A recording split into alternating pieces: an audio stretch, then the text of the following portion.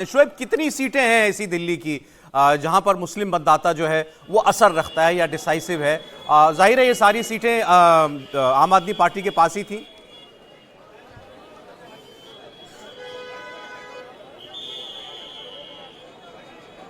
शोएब,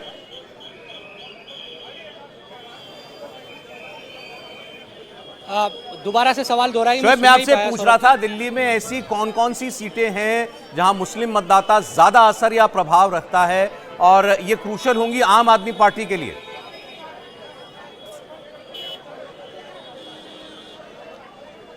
बिल्कुल, देखिए बहुत सारी सीटें हैं। जाहिर सी बात है, अगर दिल्ली की बात करते हैं, अगर ख़ास तौर पर जिस तरह से बात हो रही थी मुस्लिम मतदाताओं की, तो जाहिर सी बात है कि चाहे सीलमपुर, जिस तरह से बता रहा मैं यहाँ पर इस वक्त मौजूद भी हूँ, सीलमपुर हो और दूसरी जो सीट है, इन सीटों पर यकीनन इस बार ये बात अच्छी है आम आदमी पार्टी के लिए कि कांग्रेस ने जिस तरह से, हालांकि बता रहे थे हुसैन साहब की इस तरह से कांग्रेस को लेकर भी चीज़ें हैं, लेकिन ये बात सच है कि कांग्रेस ने उस तरह से प्रचार नहीं किया। तो मुस्लिम मतदाता ये मानकर बैठ चला है इन तमाम सीटों पर तो कि आम आदमी पार्टी ही बीजेपी से लड़ती हुई दिखाई दे रही है, तो वो आम आदमी पार्टी के साथ ज़्यादा नज़र आ रहा है अभी तक का जो रुझान है, अगर मैं देखूँ। इसके अलावा दूसरी अगर सीटों की बात करते हैं तो आम आदमी पार्टी के लिए पहले से ही, क्योंकि बीजेपी 8 सीट पहले जीती हुई थी और इस बार बीजेपी ये कोशिश कर रही थी लगातार, जब भी हम बीजेपी में गए, उनके नेताओं से बातचीत हुई, वो ये कोशिश करती दिखी कि हम 15 से 20 या 30 सीटों पर लगातार अपना जो वोट प्रतिशत है वो बढ़ाने की कोशिश कर रहे हैं। और आखिरी दिनों में जब बिल्कुल चुनाव प्रचार खत्म होने वाला था, उस वक्त बाकायदा लिस्ट भी दिखाई जा रही थी, पत्रकारों को भी उनसे बात भी की जा रही थी कि देखिए हमारा जो इंटरनल सर्वे है वो इस हद तक पहुंच गया है कि हमने 15 से 20% तक भी जो वोट है उसको बढ़ाया है अपनी मेहनत से। तमाम बातें बीजेपी के जो नेता है वो करते नजर आ रहे थे। तो कई ऐसी सीटें हैं, चाहे वो यमुना पार की हो, मैं सुबह गोंडा में भी था, हालांकि यहाँ जो बीजेपी का वोटर है वो पहले से भी मुखर रहा है, लेकिन इस बार भी और दूसरी भी सीटें यमुना पार की ऐसी है जहाँ पर बीजेपी इस बार आम आदमी पार्टी को से आगे निकलती हुई दिखाई दे सकती है। जिस तरह से करावल नगर की हम बात कर रहे थे, या फिर मुस्तफ़ाबाद में यहाँ तक की बात थी शुरुआत में कि आम आदमी पार्टी ये कहने लगी थी कि जिस तरह से वहाँ टिकटों का बंटवारा हुआ है और मुस्लिम मतदाता या मुस्लिम जो कैंडिडेट है वहाँ पर है, उससे साफ तौर पर बीजेपी को एज मिलता हुआ वहाँ दिखाई दे सकता है। ठीक है शोएब सर, एक तो शोएब मैं आता हूँ आपके पास दोबारा। सवाल तो एक जो हमने मुस्लिम वोट की बात की, भाई दोनों बातें हैं कि एक तो आप जीतने वाले पक्ष के साथ जुड़े रहना चाहता है हर वोटर, और दूसरा ये मुस्लिम वोट मतदाताओं में ये तो फीलिंग रहती है कि भाई बीजेपी ना जीते कम से कम, चाहे जैसे बहुत से लोग ऐसे हैं जो कांग्रेस को वोट करना चाह रहे होंगे लेकिन उनको लगता होगा कि नहीं, हराना है कि बीजेपी की ताकत तो आम आदमी पार्टी के पास ही है। दिल्ली में आपको कैसे प्ले आउट होता दिख रहा है?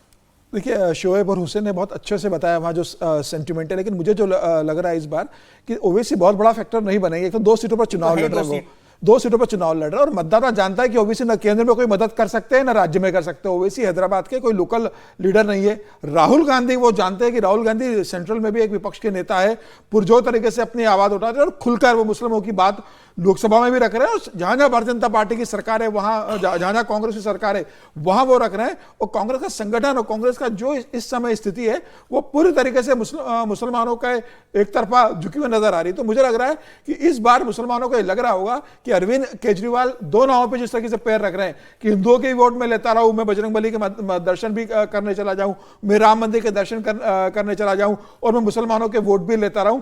10 साल बाद मुझे लग रहा है कि मुसलमानों के बीच में लग रहा होगा कि अब निर्णय करने का वक्त आ गया है कि कहां हमें ज्यादा वोट देना है। हालांकि यह बात भी सही है कि मुस्लिम कम्युनिटी ये जानती है कि अरविंद केजरीवाल ही जो भारतीय जनता पार्टी को दिल्ली में चुनौती दे रहे हैं, और सरकार उनमें या भारतीय जनता पार्टी के बीच में बनेगी तो बड़ा वक्त जरूर आम आदमी पार्टी के साथ जाएगा। लेकिन मुस्लिम समाज का एक ऐसा वोट भी है इस बार कि जो कांग्रेस को वोट करेगा, और मुझे लग रहा है जो 2020 में लगभग 4 लाख वोट कांग्रेस को मिले थे, 3,95,000 के करीब वोट थे कांग्रेस को, 4.2% के करीब। इस बार मुझे लग रहा है कांग्रेस का वोट बढ़ेगा, वोट का परसेंटेज बढ़ेगा, और यह आम आदमी पार्टी के खतरे के निशान है। अरविंद केजरीवाल को सिर्फ 2 सीटों से जहां ओवैसी की पार्टी लड़ रही है उससे कोई चुनौती नहीं है। सबसे बड़ा अरविंद केजरीवाल को चुनौती कांग्रेस के जो उम्मीदवार है, जो मुस्लिम के अलावा कांग्रेस ने जो अच्छे उम्मीदवार उतारे, जैसे शीला दीक्षित के बेटे संदीप दीक्षित चुनाव लड़ रहे हैं, बाकी जगह जो बेहतर उम्मीदवार उतार रहे हैं, तो अरविंद केजरीवाल को सबसे बड़ा जो चुनौती मिल रही है वो कांग्रेस से मिल रही है। और मुझे लग रहा है आम आदमी पार्टी की जो हार होने जा रही है उसमें कांग्रेस एक बड़ी भूमिका निभाएगी। आम आदमी पार्टी की हार होने जा रही है, बिल्कुल तय है, ये तय है। हाँ? बिल्कुल, रोज मैं आपसे कह रहा हूं तय है। दिल्ली में आम आदमी पार्टी जा रही है, भारतीय जनता पार्टी सरकार बना रही है, और आप देखना जब 8 तारीख को परिणाम आएंगे। सर लोग सब नोट रखते हैं आजकल, ठीक है ना सर, उसमें इसलिए तो खुल के कह रहे हैं 8 तारीख को ही 2 दिन। एक बात जो समीर जी कह रहे हैं उसमें थोड़ा सा मैं जोड़ दूं। जब हम लोग कहते हैं कि मुसलमान भाजपा को हराने के लिए वोट देगा, तो ऐसे लगता है कि जैसे भाजपा तभी हारेगी जब अरविंद केजरीवाल को वोट पड़ेगा।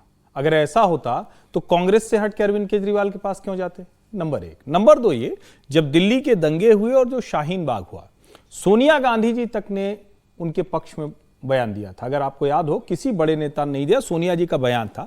फिर जिस तरह से गाजा के लोगों के लिए प्रियंका जी की लगातार चिंता भरी पोस्ट आती रही, जिस तरह से राहुल गांधी उनके पक्ष में खड़े होते हैं और मजबूती से खड़े होते हैं, अरविंद केजरीवाल कभी नहीं खड़े। मैं तो कह रहा हूं कि बहुत सारे लोग हैं मुस्लिम आप कम्युनिटी सोचिए, में जो चाहते हैं कांग्रेस को वोट करना, लेकिन लगता है वोट जाया हो जाएगा। नहीं, ये हमको आपको लगने थोड़ी, हम आप टीवी स्टूडियो में बैठे हुए, आप अपना वोट डालें, एक वोट के जिम्मेदार हैं। हमारा तो एक भी वोट नहीं, हम तो भाई यूपी के वोटर है। असली मसला क्या है? आप अगर इसको यूं देखें कि भाई उसको दिख रहा है कि ये ताहिर हुसैन है, हम लोग के लिए दिल्ली दंगों का आरोपी है, बहुत हम तो टिकट भी उसको देना गलत मानते हैं। मुझको तो लगता है अदालत कुछ करे, लेकिन जो मुसलमान है उसको लग रहा है कि देखो ये खड़ा किया। फिर शिफाउर रहमान है, फिर जो कांग्रेस के नेता है उनको दिखते हैं कि वो तो मजबूती से खड़े हैं। संदीप दीक्षित सवाल पूछ रहे हैं, राहुल गांधी सवाल पूछ रहे हैं, दिल्ली दंगों के वक्त कहां थे केजरीवाल?